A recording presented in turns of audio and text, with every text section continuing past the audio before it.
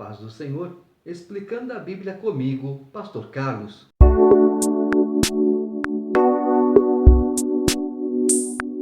Marcos, capítulo 15. Logo pela manhã, entraram em conselho os principais sacerdotes com os anciãos, os escribas e todo o sinédrio, e amarrando a Jesus, levaram-no e entregaram a Pilatos. Pilatos o interrogou: És tu o rei dos judeus? Respondeu Jesus: Tu o dizes. Então, os principais sacerdotes o acusavam de muitas coisas. Tornou Pilatos a interrogá-lo: Nada respondes? Vê quantas acusações te fazem. Jesus, porém, não respondeu palavra, a ponto de Pilatos muito se admirar. Ora, por ocasião da festa, era costume soltar ao povo um dos presos, qualquer que eles pedissem. Havia um chamado Barrabás, preso com amotinadores, os quais, em um tumulto, haviam cometido homicídio. Vindo a multidão, começou a pedir que lhes fizesse como de costume. E Pilatos lhes respondeu, dizendo: Quereis que eu vos solte o rei dos judeus? Pois ele bem percebia que, por inveja, os principais sacerdotes lo haviam entregado. Mas estes incitaram a multidão no sentido de que lhes soltasse, de preferência, Barrabás. Mas Pilatos lhes perguntou: Que farei então deste a quem chamais o rei dos judeus? Eles, porém, clamavam: Crucifica-o! Mas Pilatos lhes disse: Que mal fez ele? E eles gritavam cada vez mais: Crucifica-o! Então Pilatos, querendo contentar a multidão, soltou-lhes Barrabás, e após mandar açoitar a Jesus, entregou-o para ser crucificado. Uma péssima escolha, né? Se nós vamos pegar os dias de hoje, o povo só faz péssimas escolhas. Eles não enxergam o erro, eles não enxergam o que é certo, não, eles querem o que é bom para eles. O errado é bom para mim. Não consegue ver o erro. Então, solta Barrabás, solta o baderneiro e crucifica Jesus. Certo? Era para que as escrituras se cumprissem. Ponto a ponto, Jesus cumpriu as escrituras. Mas é uma prova do que? O povo, mal influenciado, como Pilatos mesmo disse, esses sacerdotes têm inveja de Jesus, se preocupam de que Jesus vai tomar o lugar deles, então eles incitam o povo a pedir o erro. Mas claro, vamos votar errado. É conveniente para nós o nosso voto errado. Vamos fazer a nossa vontade, mas faz até onde Deus permite, né? E no caso aqui de Jesus, era tudo permissão de Deus. Então, os soldados o levaram para dentro do palácio, que é o pretório, e reuniram todo o destacamento. Vestiram-no de púrpura e, tecendo uma coroa de espinhos, lá puseram na cabeça. E o saudavam, dizendo: Salve, Rei dos Judeus! Davam-lhe na cabeça com um caniço, cuspiam nele e, pondo-se de joelhos, o adoravam. Depois de o terem escarnecido, despiram-lhe a púrpura e o vestiram com as suas próprias vestes. Então conduziram Jesus para fora com o fim de o crucificarem. E obrigaram a Simão Cirineu, que passava vindo do campo, pai de Alexandre e de Rufo, a carregar-lhe a cruz. E levaram Jesus para o Gólgota, que quer dizer lugar da caveira. Deram-lhe a beber vinho com mirra, ele, porém, não tomou. Então o crucificaram e repartiram entre si as vestes dele, lançando-lhes sorte para ver o que levaria cada um. Era a hora terceira quando o crucificaram. Hora terceira, 9 horas da manhã. E por cima estava em epígrafe a sua acusação: o rei dos judeus. Com ele crucificaram 2 ladrões, um à sua direita e outro à sua esquerda. E cumpriu-se a escritura que diz: com malfeitores foi contado. Os que iam passando blasfemavam dele, meneando a cabeça e dizendo: Ah, tu que destróis o santuário e em 3 dias o reedificas, salva-te a ti mesmo, descendo da cruz. De qual modo os principais sacerdotes com os escribas, escarnecendo entre si, diziam: salvou os outros, a si mesmo não pode salvar-se. Desça agora da cruz o Cristo, o Rei de Israel, para que vejamos e creiamos. Também os que com ele foram crucificados o insultavam. Chegada a hora sexta, meio-dia, houve trevas sobre toda a terra até a hora nona. Hora nona, 3 horas da tarde. A hora nona, clamou Jesus em alta voz: Eloi, Eloi, lama sabachthani, que quer dizer: Deus meu, por que me desamparaste? Alguns dos que ali estavam, ouvindo isto, diziam: vede, chama por Elias.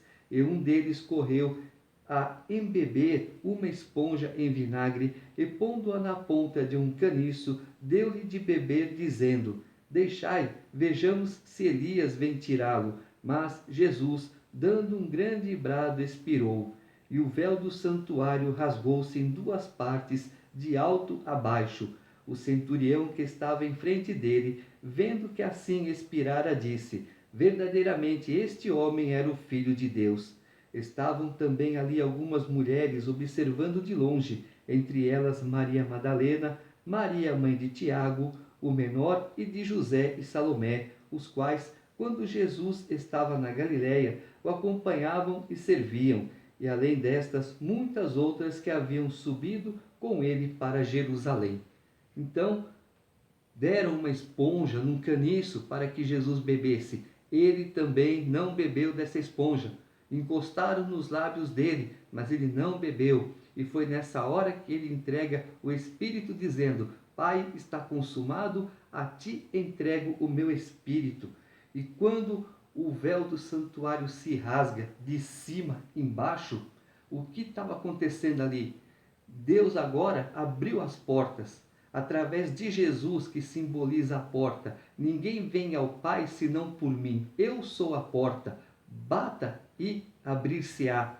Então, agora nós temos livre acesso a Deus por causa desse sacrifício de Jesus Cristo.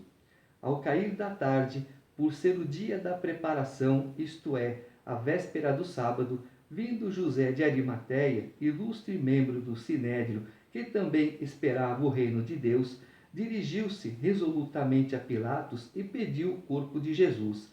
Mas Pilatos admirou-se de que ele já tivesse morrido, e tendo chamado o centurião, perguntou-lhe se havia muito que morrera. Após certificar-se pela informação do comandante, cedeu o corpo a José.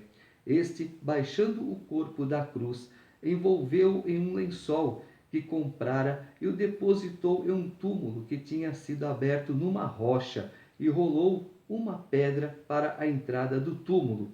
Ora, Maria Madalena e Maria, mãe de José, observaram onde ele foi posto. Um caso à parte de Pilatos. Nós vamos ver nos outros evangelhos que Jesus fala assim, ele fala sobre a verdade, e Pilatos: o que é a verdade? Aí Jesus fala: o meu reino não é deste mundo. Parece uma conversa de bêbado com um delegado. Pilatos teve a oportunidade de perguntar: quem és tu?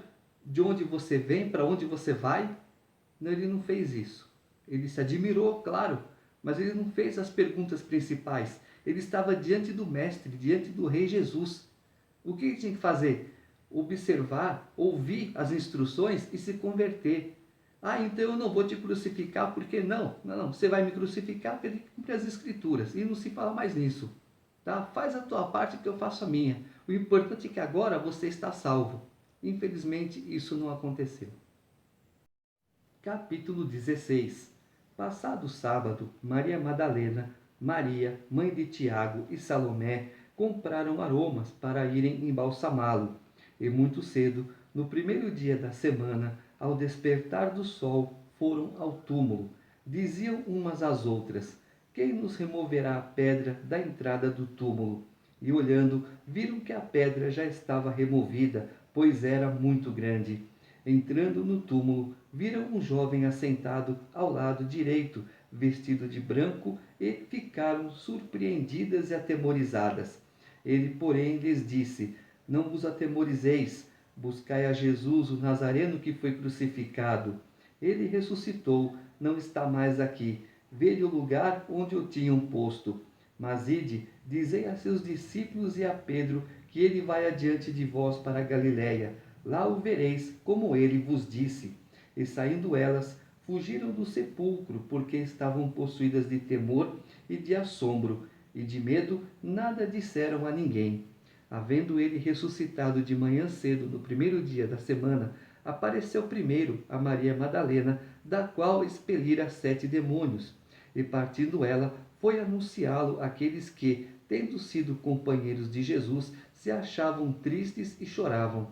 Estes, ouvindo que ele vivia e que fora visto por ela, não acreditaram. Depois disto, manifestou-se em outra forma a 2 deles que estavam de caminho para o campo. E indo eles, o anunciaram aos demais, mas também a estes 2 eles não deram crédito.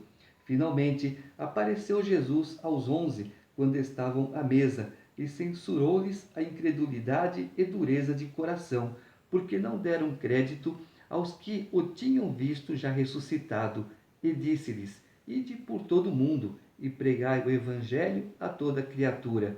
Quem crer e for batizado será salvo. Quem, porém, não crer será condenado. Estes sinais hão de acompanhar aqueles que creem. Em meu nome expelirão demônios, falarão novas línguas, pegarão em serpentes, e se alguma coisa mortífera beberem, não lhes fará mal. Se impuserem as mãos sobre enfermos, eles ficarão curados. De fato, o Senhor Jesus, depois de lhes ter falado, foi recebido no céu e assentou-se à destra de Deus. E eles, tendo partido, pregaram em toda parte, cooperando com eles o Senhor e confirmando a palavra por meio de sinais que se seguiam e que se seguem até hoje. Nós não precisamos ir atrás dos sinais, nós precisamos ir atrás do dono dos sinais, e ele fará sinais para nós. Quantas pessoas não foram curadas na igreja? Vou falar da minha, ou seja, da igreja que eu dirijo. 3 pessoas foram curadas de câncer. Uma delas, uma senhora levou um atestado de óbito. Pastora, ora por mim. E a pastora orou. Passado alguns dias, ela retorna: Pastora, eis aqui o primeiro ultrassom. Minha criança está morta no meu ventre. Agora eis aqui o segundo. Minha criança está viva no meu ventre. E nasceu uma bela menina, uma sapequinha de mão cheia. E é o que? Para a honra e para a glória de Deus. Quem orou? Nós oramos. Mas se a pessoa tiver fé em receber, é a fé dela que vai fazer o mover lá em cima. E quando Deus vê a fé da pessoa, ele opera o milagre aqui embaixo.